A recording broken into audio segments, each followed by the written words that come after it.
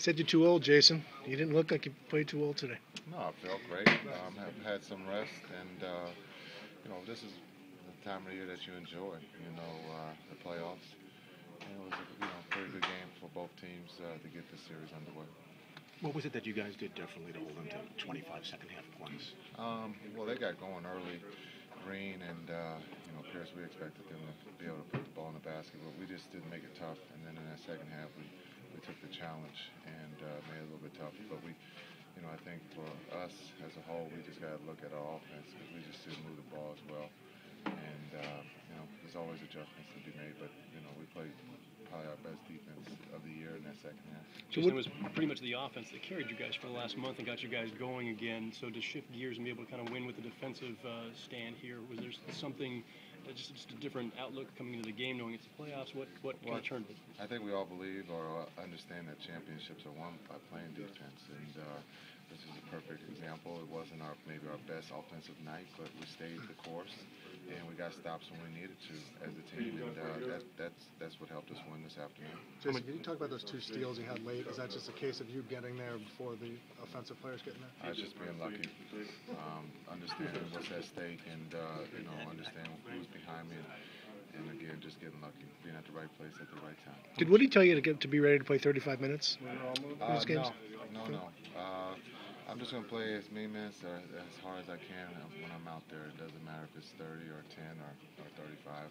My job is to try to help the team win.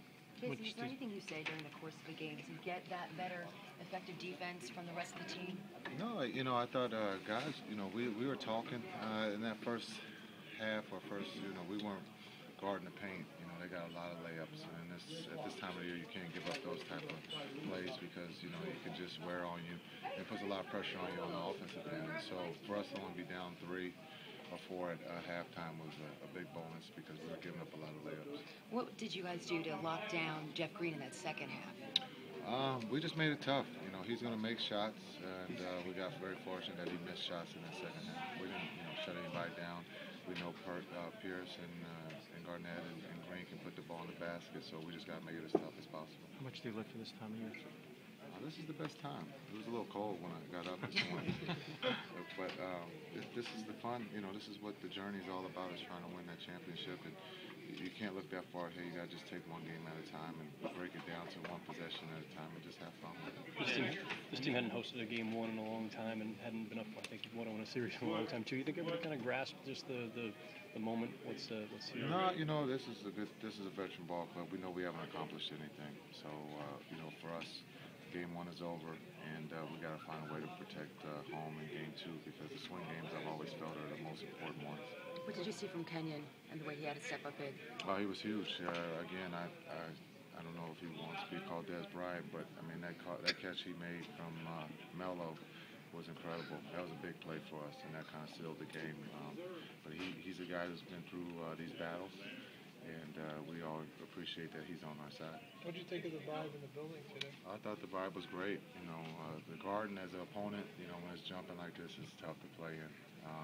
It's probably been some time, but it's good to see the city jumping in behind the team. Jason, what helps you think the game through when you look at some of those plays where you might not necessarily have the best position, you might lose position, but you recover and are able to spot the ball? Is it studies of just having been around the game for so long? Been around the game too long. In some cases, I think just understanding tendencies and.